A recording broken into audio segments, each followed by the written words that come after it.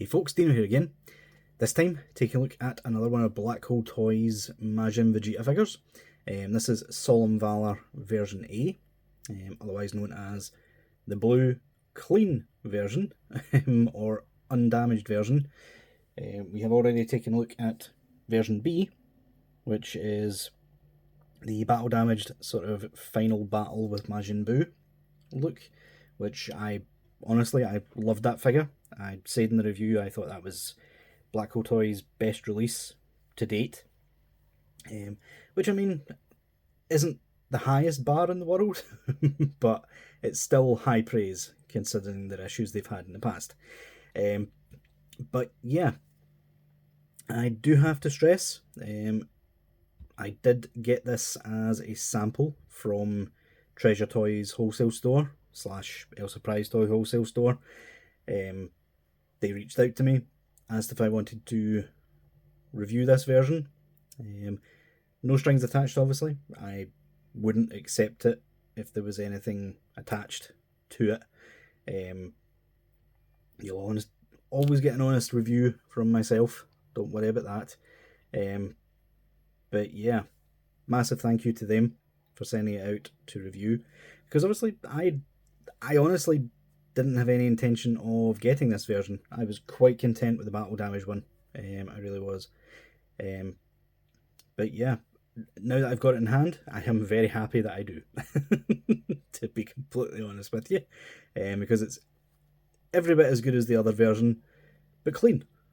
So yeah, link will be in the description below if you wish to purchase this version or the battle damage one. I believe the end of this month is when the sort of manga inspired black colours or alt colours are releasing. So yeah, stay tuned for that. That one I obviously won't be reviewing because I have no attachment to those colours at all. So yeah. But yeah, let's get this guy off the turntable and take a look at the box. So yeah, we do actually have a difference in the box compared to version B. Version B was obviously the battle damage version. This one, we have a very cocky looking Vegeta with his arms crossed, which is the one thing we didn't actually get with these releases.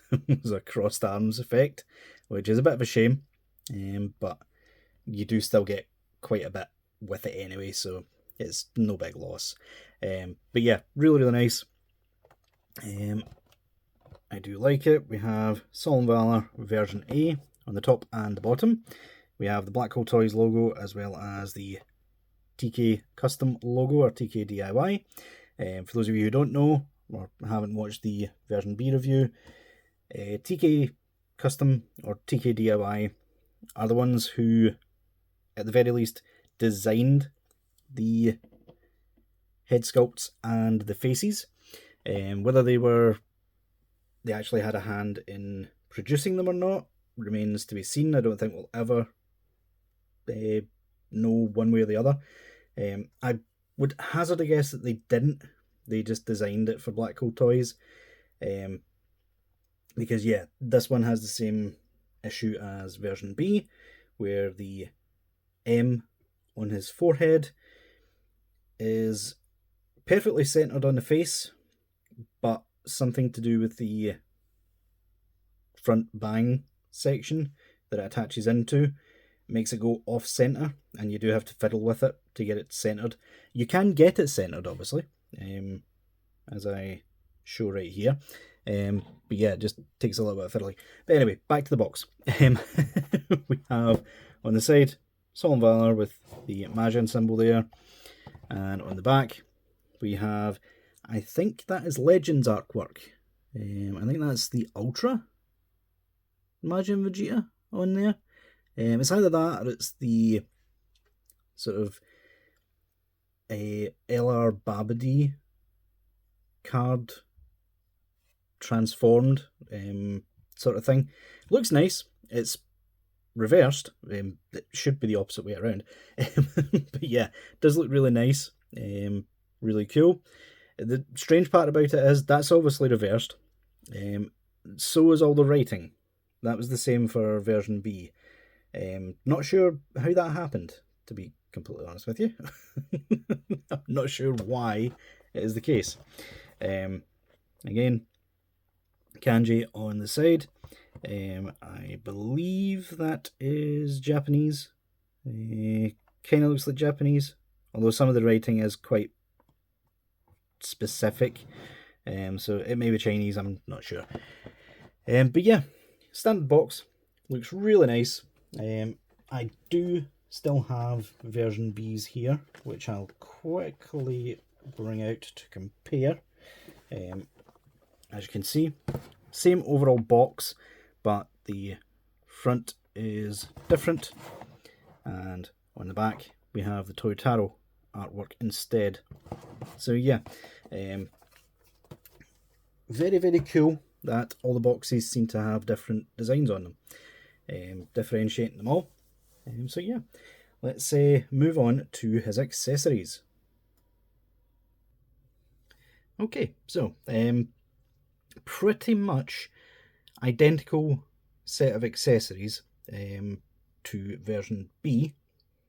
Only real difference being the faces don't have battle damage, and instead of a sort of big bang or key blast attack, we have his final impact beam, which I personally really like. This is the one reason I was excited when El Surprise asked me if I wanted to review it.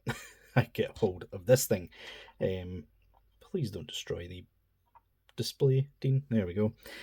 So yeah, really, really nice spread of accessories here. We get 2 heads, one standard, one windswept. We have 6 faces here. We have Stern looking forward, Stern looking off to the side, Smirk, maniacal evil grin for when he attacks the spectators at the World Tournament. We have a full-on yelling face, which, yeah, the same as with the battle damage one, that's the least convincing to me from being Vegeta. I don't like the yell at all. I mean, it kind of works for a laugh as well, but yeah, not too fond of it. Not entirely sure why. I think it's to do with the eyes. They're still a bit angled when they really should be wider. But yeah, standard stuff. And finally, we get the sort of kind of laughing, kind of happy when he's first been transformed into Majin Vegeta by Babidi. When he gets mind controlled, he's got the sweat going down his face, and yeah, really, really nice. I like that. And yeah, we have the final impact effect, which is the same base as the other one, in that it's a straight peg. One end goes into the effect, the other end is a ball joint that goes into the base. The base could have been doing with being a bit bigger, because you angle it too far, the entire thing just falls over. It's yeah, not the best design, I'll be completely honest. And because they've went with this unique sort of design, it doesn't fit standard Tamashii stages, as we showed in part 2 of the version B review. So yeah, in terms of hands, we get quite a few. We get a pair of fists, a pair of Key Blast style open hands, a pair of martial arts or Final Flash style hands, a pair of martial arts posy hands, a pair of Big Bang Attack style hands, and we get 2 odd hands, one for the final impact, and one which was a bit confusing for version B to have included because it didn't actually do anything. But version A isn't much better. Yeah, this one has a sort of specifically keyed end to it, which, yeah, people were telling me was for this effect specifically. But if you look at the end, if it will actually focus at all, yeah, there's no keyed part to that. So yeah, you can't even use it for that. It sort of sits there, but it comes out the palm at such a weird angle. Plus, this specific effect is meant to be his final impact. This is the hand you use for the final impact. And it does actually sit in there quite nicely. It's sort of like perfectly designed for that hand. So yeah, to this day, I am still not sure what that hand in particular is meant to be. If anyone can like come up with ideas in the comments, please let me know. But yeah, that'll do it for accessories. Let's get on to the figure. So in terms of putting everything back on him, the wrists are just your standard ball hinge, so those just pop back in. They are a bit on the tight side when pulling them out, so just be careful. They should be alright though. And that is that. The hair is just like so. Pop that out. It's not the softest material on the planet, but it's not like rock hard either, so it does work. Let's try popping this face in because I do quite like it. So it's the same sort of style as Gohan, except reversed. So that peg there slots over the face like so, and then you simply peg it all together. I am planning on modifying one of these, just to see if removing that sort of straight peg would make it any easier to align the M on it. Obviously this one has went in quite easily, some of them not so much, but yeah, if anyone wants to see that, please let me know. I am still planning a part 2 for this guy, although I won't be doing like most of the head swaps or anything in this part 2, because we already done it with version B, unless people want to see all the head swaps still. But yeah, I'll mostly be comparing the two versions in that part 2. But yeah, peg is smaller than your standard 2.0 Vegeta, so most of the time it doesn't fit properly, unfortunately. It's also a longer peg for whatever reason. But yeah, if you pop it all the way down, it actually doesn't look terrible with this version A. Version B kind of lost the neck when you do it. But easy way to fix having no neck anyway is, yeah, pull it off the peg slightly, and it will look much better. So yeah, just like that, we have Majin Vegeta ready to rock and roll and ready to fight that clown Kakarot. But yeah, in terms of details, it's really, really nice. Just like version B, and surprisingly, quite a lot of parts are different between the two versions. For example, the sleeves, which I know people really don't like. I actually did a bonus video showing how to swap them out on version B, but on version A, they're actually not terrible. They still stick out a bit more than I would like, but not as much as version B's does, which is really good. It means you don't really have to change it on this version if you don't want to, but that is obviously up to yourselves. The top half of the chest is obviously different, although at the bottom half you can still see a little bit of battle damage left over on the waist and on the ab section right there. So those are reused. The legs are pretty much entirely new. Obviously on version B, this is all battle damaged from top to bottom. And on this side, we have a rip up here. So probably reused down the bottom, if anything. And then the feet are the same. You can see slight battle damage on there. But yeah, that's not to say that's a bad thing. Like, the battle damage is barely even noticeable. And it just lends itself to being a well-used suit by Vegeta. To be completely honest with you. Not entirely sure what's going on with the knees at the back here. It's almost as if there's paint chipping off here. Half of it's sort of scraped off. That's a bit strange. Not really sure what's going on there. Nothing's coming off in my hands though. Oh no, bit did come off. Yeah, looks as if it's painted to sort of get rid of the shininess. But yeah, moving it obviously is scratching off the paint. It's not scratching off at the front right enough, so that is the bit that is most important, I suppose. But yeah, overall, really nicely designed.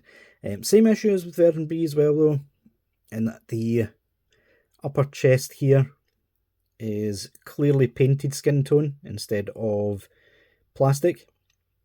So yeah, that is a slightly different shade of skin tone there, but not really too noticeable, to be completely honest with you.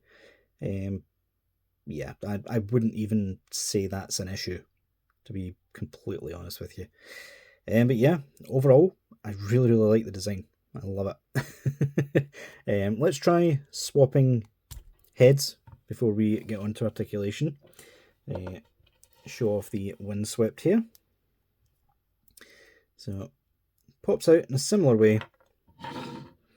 Main difference is the windswept here uses sort of square peg at the top as well, instead of just circular pegs to pop it all together. And that all goes together really well.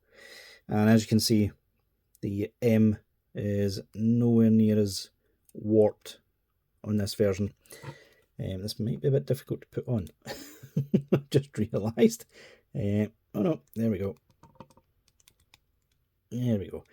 So yeah, the windswept here seems to sit naturally higher up on the neck, just in general. So yeah, not sure what's going on with the peg hole for this one. But yeah, it's easily solvable either way. In terms of articulation, he can look up really well.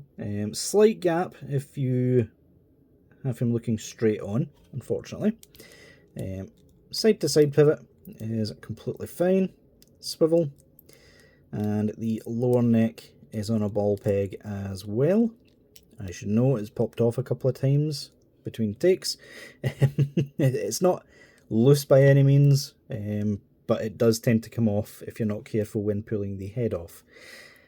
But yeah, the arms can go up about that far, which is quite nice. We get swivel all the way around. Butterfly joint gets some nice rotation right there. It can pop out and be a bit unsightly, and really doesn't sell the fact that this is meant to be sleeveless. But yeah, you can just pop it in really well in this version, and it kind of hides that fact. Butterfly joint gets actually really nice range. Like, again, I've heard a couple of people saying the range on these butterflies is not good enough, and I don't know about not good enough. It's certainly good enough to me. Like, he can put his hands together and do a very convincing Final Flash or Gallic gun if he so chooses.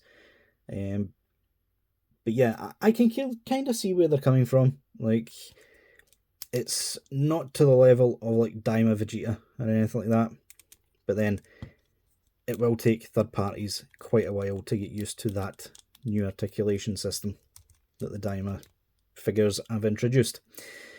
So yeah, bicep swivel right there, kind of tight, but it does work. Double joint at the elbow, gets some really nice range for how bulky those arms are. Ball hinge at the wrist. The glove itself does not move, however it does look as if it's a separate piece that's been glued on. That is quite good. Abs on this version again tend to be the weakest part of this figure, although you still get decent range with them, and that's as far down as you get. AR Collector did show me a way to mod it, but it requires cutting into the top half of this, and personally I don't trust myself enough to not ruin the figures, so yeah, I won't be doing that personally. Arch back is really good, really nice. We also get some nice pivot both at the top and bottom of the torso. Legs can quite easily do the splits, really nice, really smooth, nothing too tight. Because the crotch piece is not soft, it stops about there, although you can angle it and have it going up slightly further at an angle. Because we have a solid butt flap, that's as far back as you get right there. We do have thigh rotation, which, ooh, didn't realise that was stuck. There we go, that's better. Is this side stuck? No, that side's completely fine. It was just this thigh rotation. Be careful with that. Don't do what I just did and try to force it. There's a chance that will snap. Yeah, if that happens, heat with hot water and you should be golden. Now, little known fact about these figures. In fact, quite a few of the 3.0s have this feature, but no one seems to know about it, or at least talks about it. Yeah, they all have a slight pull down system to them.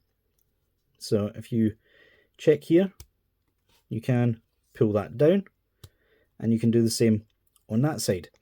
Does leave a little bit of a gap, but you can maneuver the crotch to sort that, and all of a sudden he doesn't look quite as chunky, which is very, very nice. I like that feature. Yeah, honestly, try it with one of your 3.0s. Like, chances are it does have that pull down feature. So yeah, really good. We have double joint at the knee, which could get slightly more, but the back of the boot is actually getting in the way.